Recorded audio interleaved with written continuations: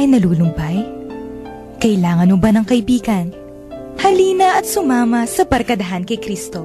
At ngayon, narito ang mga kabarkada ni Kristo.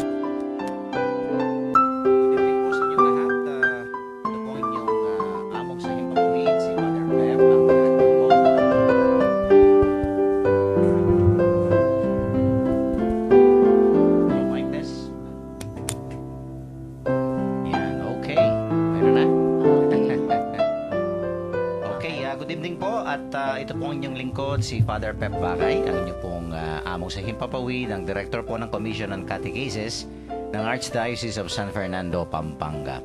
At welcome po sa ating Thursday episode ng ating radio program, ang Barkadahan kay Kristo, no? And of course, okay na? Isa pa? Yeah, okay na?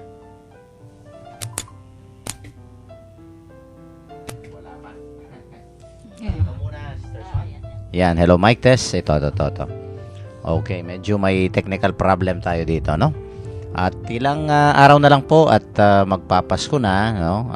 7 days to go. Yan. Okay, bumati ka muna, Sister Son.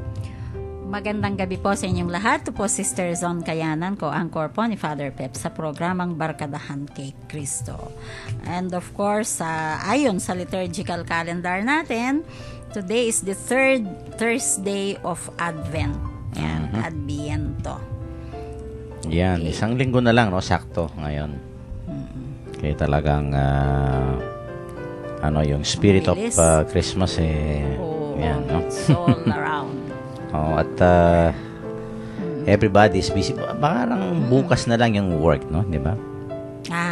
Oo. Sa mga offices. Government offices, no? Hindi. May mga nagsashopping pang pangregalo. Tsaka yung mga sa bangko yata hanggang 23 pa. Yan, lalong-lalo na yung bangko. Oo. Dahil, alam mo naman, no? Marami yung mas malaki yung shoppers, yung mga yung last demand minute sa pera pag Pasko, no?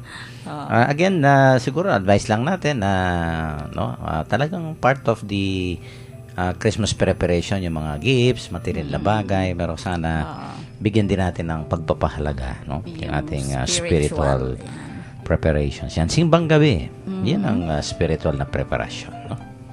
Ano ba na tayo ngayon? Apat na, no? Pang-apat na. Gabi. Kanina. Yes. Okay. So, ibigay muna natin ang ating mga hotline numbers, Reson, ang ating Sun hotline number, 0932-462-0898, 0932-462-0898. Para po sa ating Globe hotline number, 0905-302-5768, 0905-302-5768. Okay, kung gusto naman po ninyong mag-text, ito po yung text line numbers namin. Smart po, 0918-351-8282, 0918-351-8282. At Globe naman po, 0917-363-3738, 0917-363-3738. At para po sa ating Connect Katekista program, just type REG, all capital letters, and then space your full name, and then / the name of your vicariate, parish, or your school, o kaya yung address nyo po. At ipadala po dito sa ating Globe number,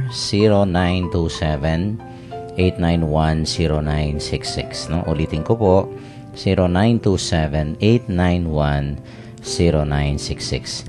And once registered, ay makakatanggap po kayo ng daily inspirational messages from the Lord, no? At napakaganda pong mga mga messages, no? At kung may mga prayer request kayo, no, mga intentions po, pasasalamat, i-text lang po sa number na yan at isasali po natin sa ating daily masses dyan sa Arzobispado de Pampanga. And of course, we would like to thank Sister Son Basco for maintaining our SMS service po para dito sa Connect Katekista program. Okay, yung counseling line naman po natin, 0922-831-5967. 0922-831-5967. At kung gusto naman po ninyong manood sa internet, punta po kayo sa www.tv and then Ustream.tv. And then, i-search po ninyo yung Bright FM 91.9. At kung gusto naman po ninyong makinig dun sa mga past episodes natin, nasa Facebook po siya. The Facebook account name is Barkadahan kay Cristo Pampanga. Yan, nandoon po yung mga nakaraang episodes. Kung may gusto kayong ulitin na gospel or maybe may na-miss kayo, hanapin nyo na lang po yung date doon. Of course, thank you po kay Longlong Pascual for maintaining our Facebook accounts. Yan. Ang dami natin mga FB accounts, no? Oo, ang daming nag-view among nakikita ko. Minsan, isang episode, isang araw, may nag-view 42, ganon. Wow. 35, yan. Ano na yun, ha? Ko, eh. Achievement na yun. Oo, 42 ang nag-view. At Sabi least, ko, sino kaya ang mga yun? Salamat po sa inyong pagbisita sa ating FB account. Okay, sige, Sir Son, at basahin na natin yung ating ebanghelyo, no? Sa gabing ito. A proclamation of the Holy Gospel according to Saint Matthew. This is how Jesus Christ was born. Mary, his mother, had been given to Joseph in marriage, but before they lived together, she was found to be pregnant through the Holy Spirit. Then Joseph, her husband, made plans to divorce her in all secrecy. He was an upright man, and in no way did he want to disgrace her. While he was pondering over this, an angel of the Lord appeared to him in a dream and said, Joseph, descendant of David, do not be afraid to take Mary as your wife. She has conceived by the Holy Spirit, and now she will bear a son. You shall call him Jesus, for he will save his people from their sins. All this happened in order to fulfill what the Lord had said through the prophet. The virgin will conceive and bear a son, and he will be called Emmanuel, which means God with us. When Joseph awoke, he did what the angel of the Lord had told him to do, and he took his wife to his home. He did not have any marital relations with her. When she gave birth to a son, Joseph gave him the name Jesus. The Gospel of the Lord. Praise to your Lord Jesus Christ. Okay, tukayo mo, among ang bida ngayon sa gospel. Saint Joseph. Kapangalan mo, yan. Kapangalan po ni Among. Joseph yan, po si Among. Yan ang inomilik kanina. Oo nga. Pep lang ang palayaw, pero ang talagang... Pepe. Usually ang Jose. sa Tagalog. Sa Pepe. Pilipino pala. Pepe. Sa ating Pilipino po, ang Joseph ay Pepe. Yan. So, si Saint Joseph. Alam po ninyo, yung mga traditional homilies, parang ina-accept the fact na si Saint Joseph, parang pinagdudahan niya si Mama Mary ng fidelity, no? Dahil nga wala pa silang sexual relations, buntis ang girlfriend niya, si Mary, no po? So, yun po sa mga traditional homilies, medyo nagduda daw siya nung una. And then, this prompted Joseph accordingly to contemplate divorcing Mary nga quietly to spare her from possible death, no? Kasi noon po ang batas noong panahon nila talagang kamatayan, no, pagka ganon. So ang inisip niya i-divorce, yung talagang hihiwalayan niya, no. Pero iba pala ang plano ng Panginoon. Sabi nga kanina ni Among, master plan. No? Iba pala ang plano ng Panginoon. And then, ito nga po, few speak of the possibility that Joseph knew of the mysterious circumstances surrounding Mary's pregnancy. Sabi nga nung iba, baka naman alam ni Saint Joseph na yun nga, misteryo ang pagiging maging mother of God ni Mary, no? And si Saint Joseph po, isa siyang simpleng tao, God-fearing na Jew. So he thought himself not worthy of protecting the Son of God as an earthly father. So naisip pa niya na maging tatay ng Panginoon, baka hindi ako karapat-dapat, sabi siguro, which is talagang ganun nga ang mangyayari, maiisip nga ng kahit sino, no po. So parang nag-give way sana si Saint Joseph. Pero sabi nga, God stepped in. Ayan, pumasok ang Panginoon at ito nga ang plano niya, pinaalam kay Joseph through the angel, no? At kinonfirm naman ng angel na ayun nga, nagdadalang tao si Mama Mary according to the plan of God. Ayan. Po, siguro po kahit tayo sa buhay natin, sabi nga kanina sa homily ni Among, no, kung minsan magpaplano pa tayo para sa buhay natin, pero hindi natin alam, may ibang plano pala ang Panginoon. Nangyayari po yan sa atin, no? Magpaplano tayo. Although, there are times naman na yung plano natin masusunod, but there will be times na ay hindi nasunod kasi iba ang plano ng Panginoon. And of course, yung plano ng Panginoon mas maganda at mas tama. No, yun po ang isipin natin. Bakit kaya, minsan po nangyayari sa atin yun bakit kaya ang ganda ng pagpaplano ko sa buhay ko? Bakit nag-iba ang direksyon ng buhay ko? Siguro po pagka ganyan, makikita natin, no, siguro after a lot of reflection at pag-iisip kung bakit nag-iba ang plano. It's because it's for our own good. Diba? Nangyayari yun, Among. Yes. And we should realize that na, it's pala for my own good. Okay. Yan, parang yung kasibahan na everything happens for a purpose. Bisa may purpose ang Panginoon talaga yun, di ba? Kamukha dito, no, sa nangyari kay Jose, no? Talagang napakalinaw na may purpose. Although, at the first outset, hindi malinaw sa kanya, no?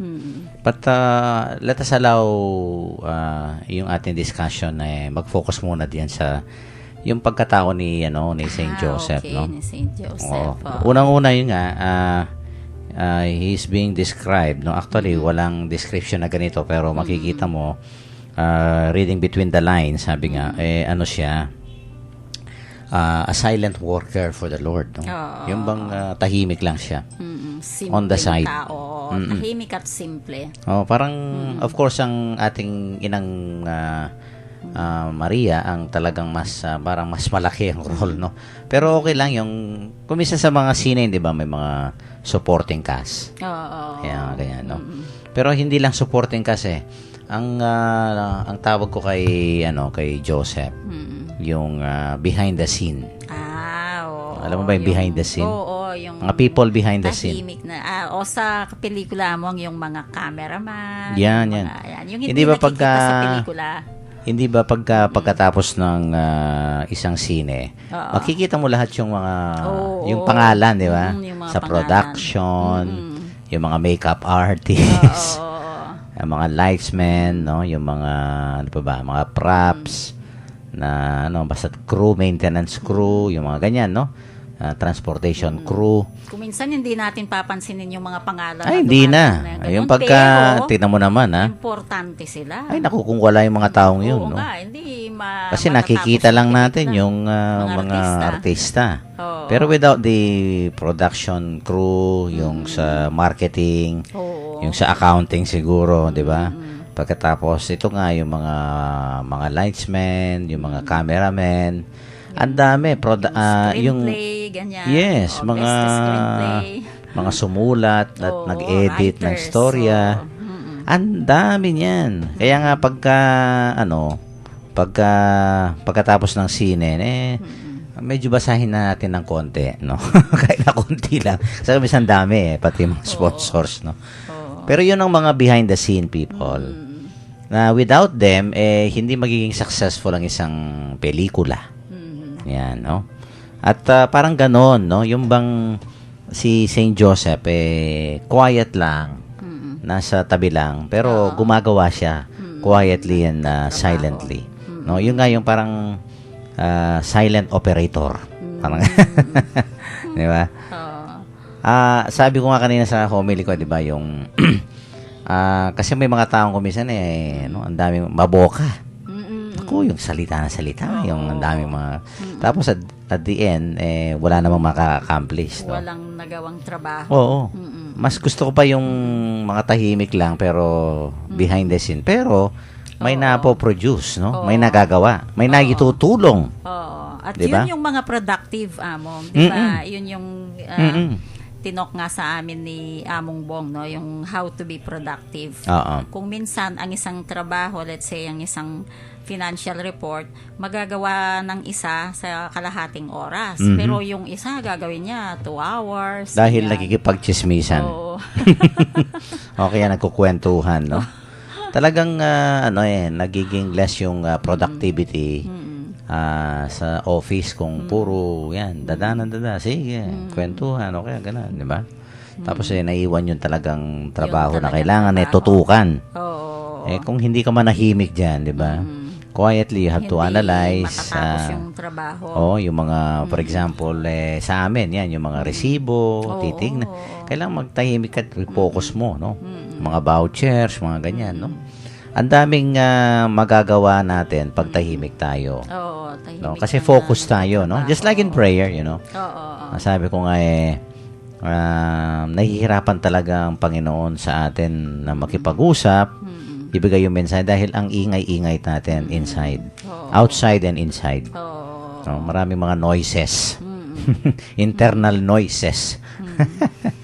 At pagkaganyan tayo, talagang konti lang ang matatrabaho mo. at saka hindi natin gets yung gustong sabihin ng Panginoon. Yun nga, no? Kuminsan, yan, may plano pala ang Panginoon, pero hindi natin masyadong tinututukan ito, no? Not unlike Joseph, yan, silent, quiet, but very efficient worker for the Lord, no? Kasi ginawa niya yung role niya. No matter how minor man, no? Pero hindi minor para sa akin, no? Oo, Oo. malaking Pero medyo parang kung compare mo kay Blessed Virgin, 'di ba? Medyo parang mas nakakaanganak konti, pero wala naman dun no? Nasa ano ba yung gusto ng Diyos, no? Kung minor lang, kung konti lang, okay lang. As long as you do it, no, for the Lord, 'di ba? So yan. At pangalawa, ang isang description kay Joseph, matuwid siya. oo, yun ang No? no?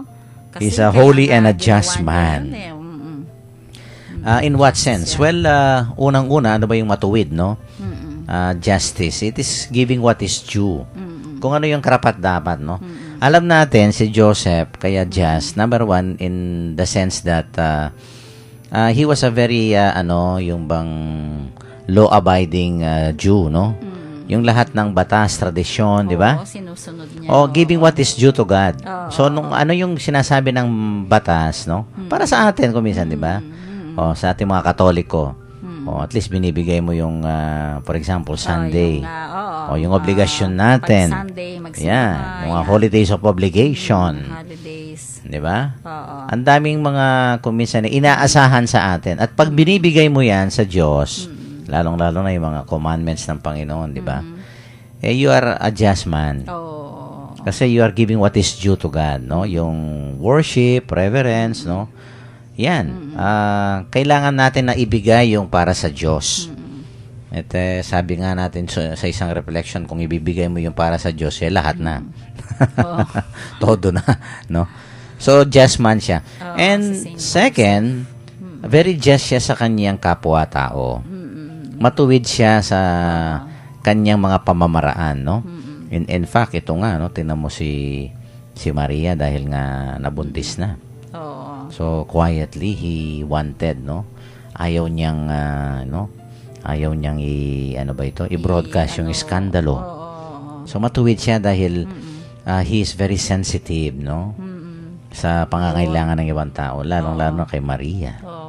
No? Napakahirap ng ganun Madalas kasi indifferent lang tayo, ganun. Pero once you are sensitive sa kailangan ng isang tao, napakagandang napakagandang trait. Yun ang matuwid. Giving what is due to your neighbor. No? Kung ano yung may tutulong mo, ano yung pangangailangan mo, You know, the Blessed Virgin Mary really needed someone during that time. You could just imagine, di ba? Dalaga siya. Hindi mataas ang pinag-aralan. Tapos, ano siya, very young pa. He needed a shoulder, something like that, no? Someone who can guide her. Alam mo natin si Joseph, medyo advanced in age na. Oo, may edad na. Tingnan mo, ang ganda nung ang ganda nung kanilang, ano ba ito? Yung tandem nila. Itong batang-batang si Maria, nangangailangan talaga ng, ng someone who will really guide her. At to protect them, di ba? Kaya nga yun ang role ni Joseph Kaya matuwid siya kasi he gave what is due, no, to the Blessed Mother. See? And yung pang binigay niya, yung kahit na nung isinilang ang Panginoon natin, no, hindi niya ginalaw ang ating mahal na ina. Look at the respect, no, of this man. No? Kaya talagang matuwid ito no? Hindi baluktot, no? Ano niya, characters. Nasa tuwid na daan. At na sana yan ang piliin natin. Oo. 'Di ba? Kung minsan gayahin talaga. Kaya nga model siya ng mga fathers, no? Sabi ko nga kung may hinihingi kang asawa, yung mga babaeng minsan Lord, give me a lover. Yun, kay Saint Joseph. Saint Joseph kayo. Mag-devotion. Pwedeng, yung magiging mabuting asawa. Kasi yan, mabuting asawa sa'yo, sa yung babae, no, sa asawa niya. And of course, mabuti siyang tatay sa mga bata.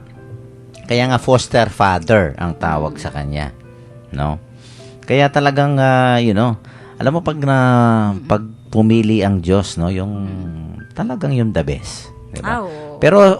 Pero sa mata ng tao hindi siya the best dahil hindi siya mayaman, no, karpentero lang siya. Pero in the eyes of God, ito siguro, no, there can never be, a perfect siguro partner itong dalawa, si Mary at si Joseph, di ba? Kaya I think God gave, no, the best parents, no, sa ating Panginoon, sa kanyang anak, di ba?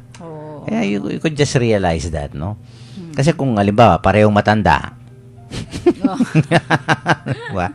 O kaya parehong bata, yung pagpapalaki, mag-iiba na pagka, diba?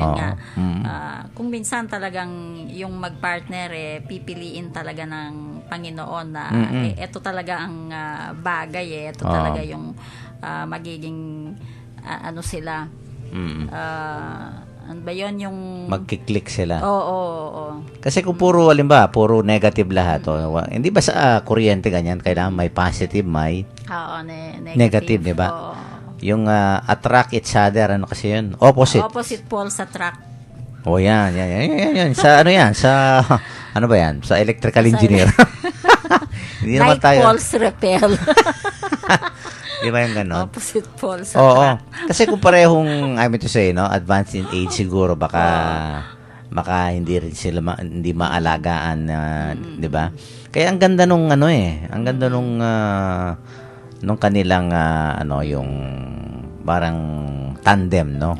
Yung tawag mo kasi tandem Yan ang pumapasok sa isip ko dahil kina Sister Sol at Brother Pat, no? Oo nga Talagang continuation pa ng family na kahapon din i-discuss natin. Yes. Kahit sa mag-asawa, among maganda daw yung halimbawa, yung isa disciplinarian, yung isa naman parang mabait, nagbibigay. Oo. Pero pag pinagsama mo ang dalawang mabagsik, baka magwawala yung mga bata. Pag pinagsama mo naman yung dalawa, yung parehong mabait na mabait, baka aabuso yung mga bata, yung mga anak nila. Kaya maganda daw, it's either ang tatay ay disciplinarian tapos mapagbigay ang nanay. Or, pwedeng vice versa, ang nanay ang disciplinarian, ang tatay mapagbigay. Pagka daw ganun lalaking normal at maganda ang paglaki ng mga bata. Yun ako, sinasabi ko yun pag nagbibigay ako ng recollection sa mga parents Talaga? Pag-usapan po ninyong mag-asawa, sino sa atin ang maging disciplinarian, sino sa atin yung mapagbigay. Yan, magiging balance daw ang paglaki ng That's very true. Kaya nga, they complement Oo, yun nga. Ako, pagka nagbibigay ako ng mga pre-K na seminar, no? Sabi ko nga sa mga kinakasal namin dyan sa, pag may pre-K na, sabi ko, pag-aralan nyo yung mga weaknesses ng asawa nyo. No? Definitely mayroon eh. Ha? At tapos, you ask yourself, okay? Unang-una, can you accept and respect, no? His or her individuality. Kasi kailangan mo accept na ito may kahinaan itong aking partner, no? And not only accept that, but help your partner din. Kaya nga i-compliment mo kung ano yung wala sa kanya.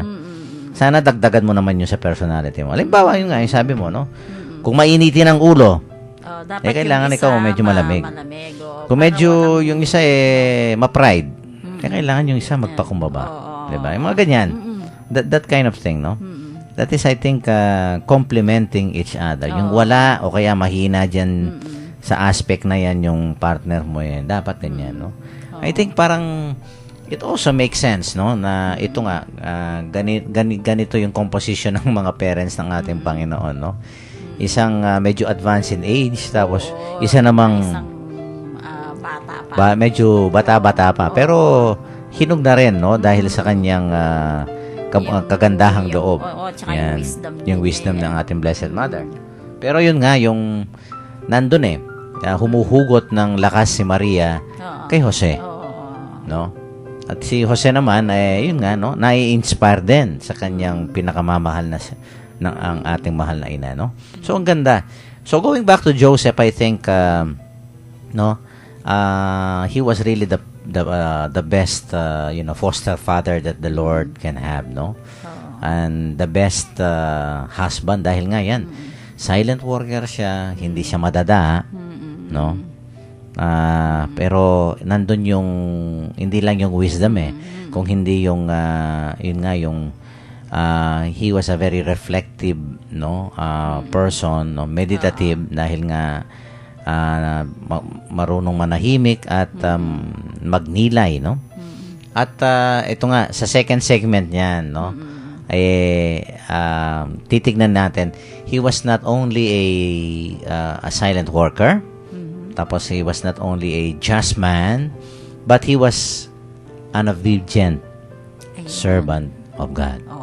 Yan, yung obedience. Yung obedience niya sa kalooban ng Diyos, no? Yan ang ating tatalakayin, Sister Son, sa ating second segment. So for the meantime, of course, sa ating mga texters, no, magbigay po na kayo ng mga insights nyo, reflections ninyo, lalong-lalo na siguro yung mga mag-asawa.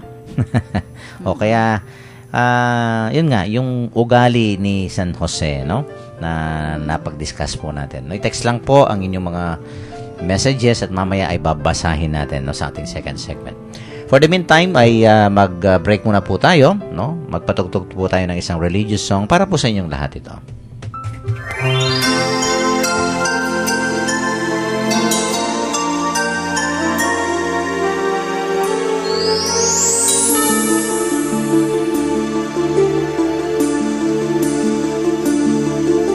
Whenever I see girls and boys selling lanterns on the streets, I remember the child in the manger as he sleeps. Wherever there are people giving gifts, exchanging cards, I believe that Christmas is truly in their hearts. Let's light our Christmas trees for a bright tomorrow, where nations are at peace and all are one in God. Let's sing Merry Christmas and a happy holiday. This season may we never forget the love we have for Jesus. Let him be the one to guide us as another new year starts. And may the spirit of Christmas be always in our hearts. In every prayer and every song, the community unites, celebrating the birth of our Savior Jesus Christ. Let love like that starlight on that first Christmas morn lead us back to the manger where Christ the child was born. So come, let us rejoice, come and sing a Christmas carol with one big joyful voice, proclaim the name of the Lord. Let's sing Merry Christmas and a happy holiday. This season may we never forget the love we have for Jesus. Let Him be the one to guide us as another new year starts. And may the spirit of Christmas be always in our hearts.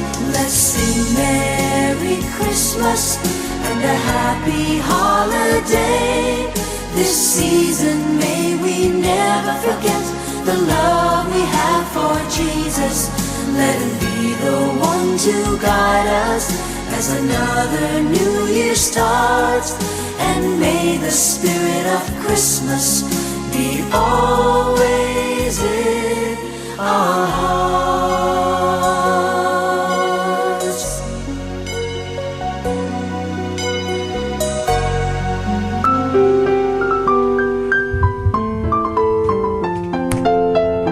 Nagbabalik po ang Barkadahan kay Kristo, ang radio program ng Archdiocese of San Fernando, Pampanga.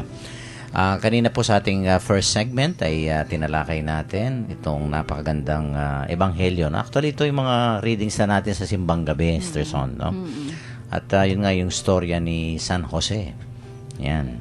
At nakita natin kung paano si San Jose nga, no, ay isang tahimik, no, na worker, yan, no. Siya patron saint ng mga workers, no, laborers pala. Yan, no. Siya ay nagtatrabaho ng tahimik, no, pero napaka-importante yung role niya, no. And at the same time, just siya dahil he gave what is due to God, to his neighbor, no, and lalong-lalo na itong ginawa niya kay Maria, na hindi niya, binroadcast, no, yung skandalo. Diba? Sana ganyan din tayo, diba? We protect yung credibility o yung image ng mga natin, diba? We become very sensitive, no, to their needs, parang ganyan. And ito nga, yung si San Jose talaga ay makikita natin na talagang right person siya kay Mary, no? Nagko-complement sila. Dahil sa kanyang wisdom and at the same time yung mga virtues niya, no? Okay, may mga text siya tayo. Sige. Okay. From 1427. Yung siguro yung misa ni Archbishop kanina sa jail. Sabi niya, good PM, ay kabata pa pala ng bishop natin at parang may kuryente ang kamay nung humalik kami, alam namin. Mga nasa ano kayang volts? Jail. 20,000 volts. Ito siguro yung kagabing nag-text na pwede po bang humalik sa kamay ng bishop, sabi nila. Iba hong kuryente yan. Sinisisi ako ni Brother Joe, kayo po hindi pinaalam sa nila, sa warden nila. Sa warden? Pero hindi, nag-ikot daw siya kanina. Oo, sabi, mas gusto ko nga yung sikreto, hindi nyo alam na dadating ako, sabi daw niya. Actually ayaw niya. Sabi ko sa radyo. Kahapon. Ikaw naman kasi. Yan, maging St. Joseph ka. Okay. Yung pagka-surprise at saka medyo ibitin mo, Starson. Huwag mong agad na i-broadcast. Yung mabuting balita talaga i-broadcast diyan.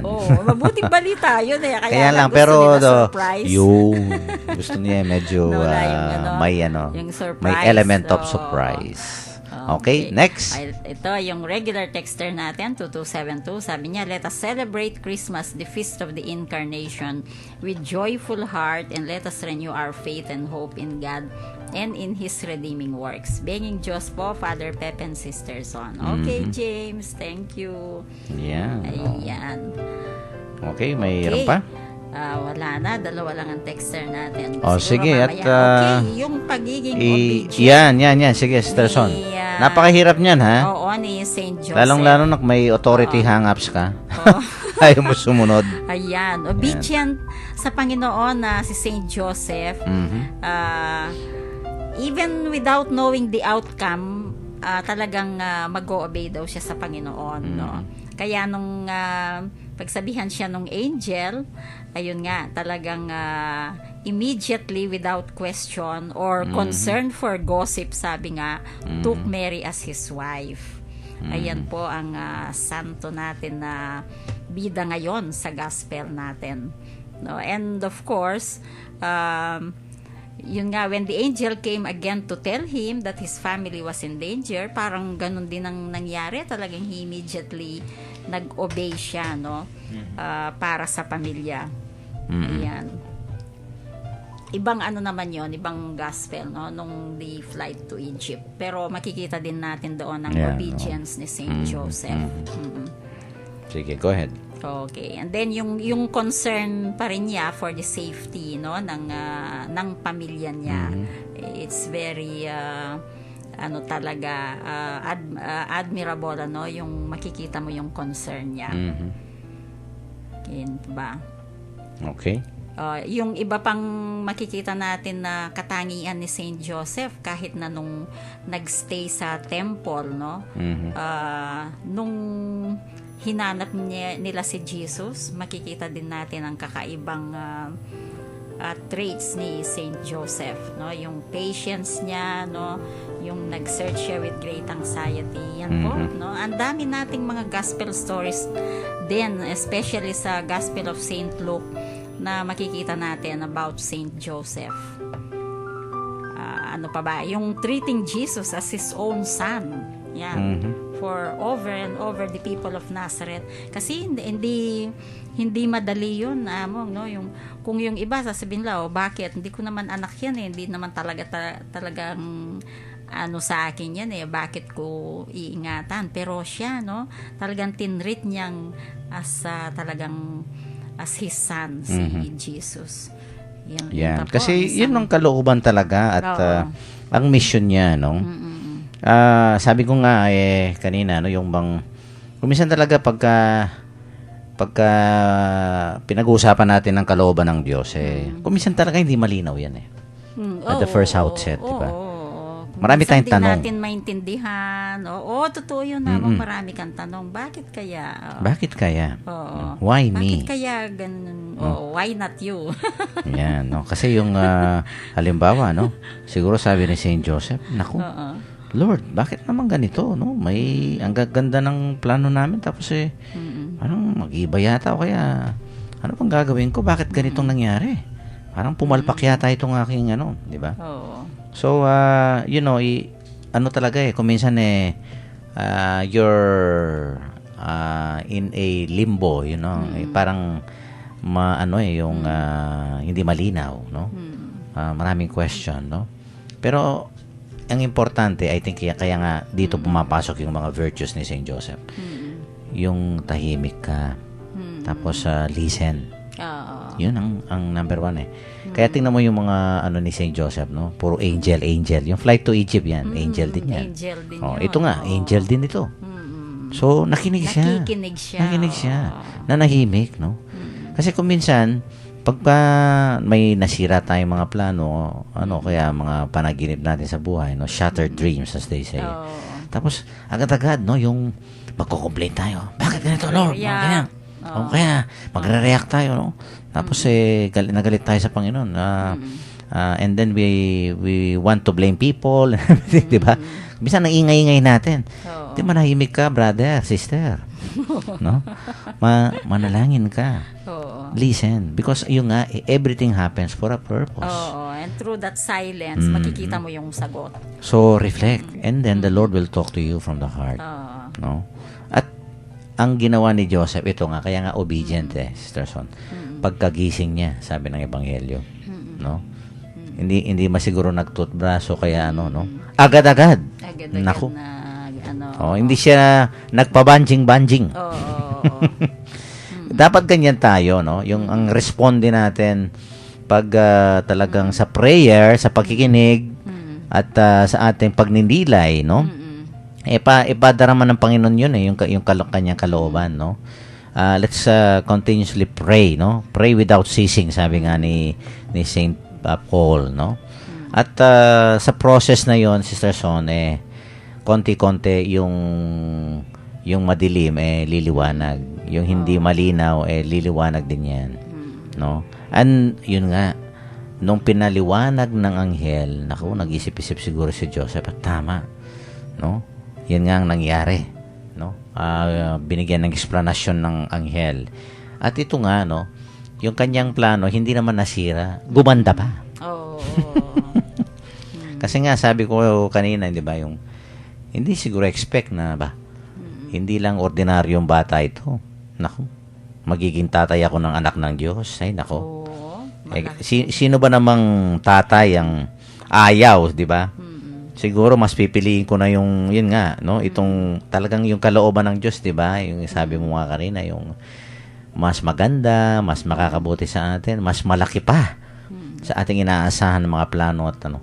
Ang importante lang, yun nga, yung sundin natin. Ang kagustuhan ng Panginoon. Kagustuhan ng Panginoon, no? Kahit kakaiba sa gusto natin. Talagang kakaiba. Oo. Mare-reflect naman natin yun Bakit kakaiba sa gusto ko? Pero in the end, makikita natin na mas maganda pala yun. Yung plano ng Panginoon.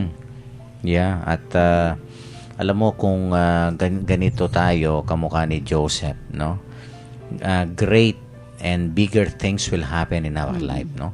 Huwag tayong ma-discourage. No? Kung minsan nga yung mga detour sa ating buhay, kung minsan ganyan may detour Oo. No? Yan, pagka ginagawa yung mga daan, detour. Yan. This way. You have to take another route. No? Kung minsan kasi one-track-minded tayo Sana nga wag tayong ganun, no? Buti si Saint Joseph very open, no? Sa parang linilid siya, no? Yan, inantabayanan ng anghel, no? At kung saan siya dadalhin ng Diyos. Yan ang gusto ko kay Joseph. No? Kung saan ako dadalhin. May kanta nga dong pagka sa amin, sa pagpapare, no? Ano yun? Yung kahit na, yung saan ako dadalhin, sabi niya, ng Diyos, no? Pero susunod ako. No? Saan ako dadalhin ang aking bokasyon. Yung parang, ano ba yun, yung the Spirit will blow, no? And wherever it blows, no, you follow. Parang ganyan, no? Parang naalala ko yung homily mong, iba yung inaasahan mo sa mga assignments mo, tapos iba yung naibibigay sa'yo. Oo, yan. Kanina umaga sa simbang gabi. Mas malaki pa pala, di ba? Mas maganda pa pala, no? Mas malaki yung maitutulong, di ba? Ayun nga, ako, naghingi lang ako ng parokya, di ba? Lord, yung walang pagkagawa, no? Tapos ngayon pala Tapos malalaki pala ang ibibigay ng ito mga nga, parokya. Hindi, tsaka ito nga Lord, bigyan mo lang akong parokya. Sabi, ayaw ko yung parokya sa'yo. Gusto ko yung buong Archdiocese. Di ba? Maging finance officer ka ng buong Archdiocese, hindi lang isang parokya. Ako parang mas mahirap yan. Talagang mahirap. Nagre-request ka ng madali, bibigyan kita ng mahirap. Kaya nga, hindi ba sabi ko kanina yung the best prayer talaga, no? Kaya at the end of our prayer, maganda naman yung parang sabi nga sa Tagalog ihirit ka lang. No? Kaya pag umingi ako ngayon sa Panginoon, Lord, ihirit ako, ha? Baka lang pwede. Baka lang. Yeah, baka lang, Lord. Pero kung hindi, okay lang. Thy will be done. Yun. Diba? Yun ang maganda. Pero hihirit ka pa rin, kaya lang malay mo. Baka subukan mo. Yung ganyan, no? Sige. Nothing to lose.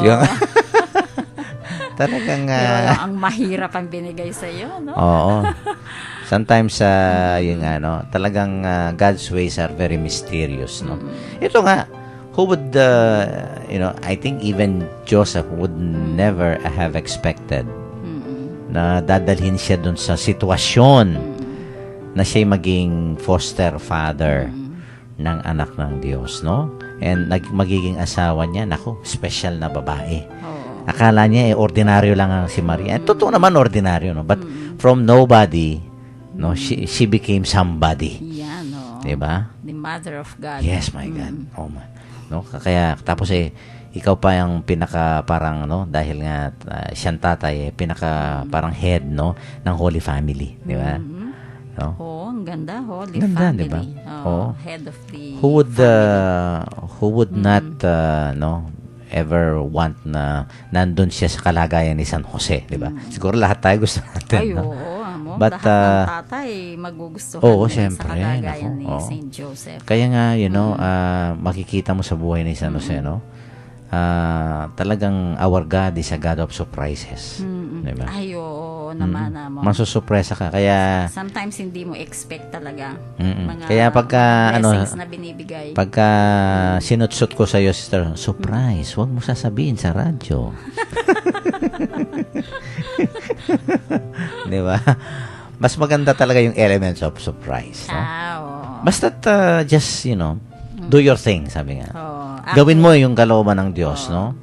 And you will, you are in for a surprise, sabi nga nila. Oh, 'di ba yung matagal ng mag-asawa na kinuwento mo, kahit matagal na silang mag-asawa, matanda na sila, may sinabi na palagi daw siyang may surprise sa asawa, kaya hindi sila naghihiwalay, no? Kaya hindi sila para bang yung pagsasama nila very interesting pa rin hanggang ngayon kahit matanda na sila kasi yun nga may palaging surprise. Kung minsan talaga sa relationship, di ba? Ang ganda pagka yung may element of surprise, yung nabibigla ka pa rin. Ganun yan, transparent ako eh. Oo. Kasi maganda yun, stress Yun ang palaging yes. kino-complain sa akin ng mga staff Oo, ko. yung- Very transparent daw ako. Which is, I Hindi ako think, marunong mag-surprise. maganda pero mas maganda kung may element of surprise. Kahit nasa Sige, relationship tatry ko Yun nga. nga yung sabi mo, no? Oo. Yung mag-asawang matanda pero they are Matandaan still... ko yung kinuwento mong yun eh. They remain yung bang may mga pagkakataon na talagang sinusurprise pa rin ng isa't isa. No? Kasi nandun yung excitement, no? The joy. No, di ba? Siyempre pag alam mo, ay, ano kayo surprise niya? At ito nga si Saint Joseph, naku, no? I think he received the biggest surprise in his life, no? Itong plano niya kasimple-simple lang sabi ng Panginoon, hindi, Joseph, no, through the angel. Alam mo, sabi ng anghel, may master plan sa iyo. May mas malaking plano sa iyo ng Panginoon. No? Yung plano mong yan pwedeng magsama kayo ni Maria, no? Kaya wag mong isipin na hiwalan mo siya. Pero hindi lamang ordinaryong pagsasama ito, Joseph. Nako, yan. At nabigla siya. That's why when he woke up, sabi nga ng ating ebanghelyo, no? He did what the angel, no? Asked him. Isang ano lang ng angel, isang salita lang, talagang nag-obey na siya. Yes. Yung faith din kasi niya, Ay, nag-contribute naku, din yung faith definitely. niya, no? Yung Definitely. obedient niya is a product of his faith. So I think napakaganda itong ating discussion. Naway kapulutan natin ang aral itong naging buhay ni ni Saint Joseph. Kaya as our concluding prayer, no, let us pray to Saint Joseph for assistance. Na sana po'y tulungan tayo itong banal at matuwid na alipin ng Diyos. O glorious Saint Joseph, you were chosen by God to be the foster father of Jesus, the most pure spouse of Mary, ever virgin, and the head of the Holy Family. You have been chosen by Christ's vicar as the heavenly patron and protector of the church founded by Christ. Therefore, it is with great confidence that I implore your powerful assistance for the whole church on earth. Protect in a special manner with true fatherly love the Pope and all bishops and priests in communion with the See of Peter. Be the protector of all who labor for souls amid the trials and tribulations of this life, and grant that all peoples of the world may follow Christ and the church he founded. Dear Saint Joseph, accept the offering of myself which I now make to you. I dedicate myself to your service, that you may ever be my Father, my protector, and my guide. In the way of salvation, obtain for me great purity of heart and a fervent love for the spiritual life. May all my actions after your example be directed to the greater glory of God, in union with the divine heart of Jesus, the Immaculate Heart of Mary, and your own paternal heart. Finally, pray for me that I may share in the peace and joy of your holy death. Amen. Yan. Yan. In addition, Sister Son, alam mo, kasi pangalan ko ito, Joseph. Oo nga eh. In Sa addition, pangalan mo. hindi ko lang mention kanina, ang ibig sabihin ng pangalan na Joseph, God adds. Oh, ang ganda. Ang Diyos na nagdadagdag. Addition. Addition. Oo. Ang ganda pala ng Kaya pangalan pag mo. dasal natin kay Saint Joseph, kaya ako dapat sabi ko sa sarili ko, dapat added value ako. I add value to everything. Oo, to everything. Ganon ang si Saint Joseph. No? Oo. I think ganda pala one ng time pangalan mo. nung birthday ni Sister Jonep, no? Yung boss ko dati sa Orinja, Sister Jonep. O Jonep Oo, ang Josephine siya. pangalan niya, oo. Josefina. Babaeng Joseph. Oo, pareho kami. Oo nga. No? Kaya sister, yung pangalan natin, God add, sabi ko. We have to be value added. No? Oo. So, ganyan din daw tayo dapat, no? Okay, yan. Okay. Trivia yun, ha? Trivia. Oo nga. Sige Yung mga ba? nakikinig na Yes, kapangalan kailangan mo, na Amo. value added lahat Oo. tayo, no? Let us ask the Lord na dagdagan tayo. At Yan. dapat magdagdag din tayo Oo. sa mga kulang sa buhay, no? Mga salat sa buhay, sabi nga. Okay, Sir Son, magpaalam ka? Okay, magpatalastas muna ako, Amo. Sige, Of yung course, SIM card. Oo, yung SIM card po, commemorative SIM ni Pope Francis, na pagka bumili po kayo, makakatanggap kayo ng mga news about him, lalo na po sa pagdating niya dito sa Yes. Pilipinas. 60 pesos lang po available sa mga religious stores. Yan. And then, of course, yung mga Bible diaries po natin, available pa rin. For 2015. Year 2015, St. Paul, Claretian, and SVD Bible Reading Guide po. Ito po, Sister Zon Kayana, nagpapaalam na po sa programang Barkadahan kay Kristo. Maraming salamat po. Bye-bye po and good night. At yung aking mga simbang gabi, churchgoers, hintayin niyo ako dyan sa Santa Ines, Mabalacan, no? Pupunta na po ako dyan, no? And of course, sa ating pong mensahe sa Ebanghelyo natin ngayon, baunin natin at naway kamukha po ni Saint Joseph, no? Let us have time to be quiet, to be silent, to pray and to listen, no, to the will of God, no? And let us reflect upon it. And of course, just like Saint Joseph po, pagkatapos nating magnilay ay sundin natin, gawin po natin ang kalooban ng Diyos. Ito po si Father Pep Bakay, ang Director po ng Commission on Catechesis ng Archdiocese of San Fernando, Pampanga.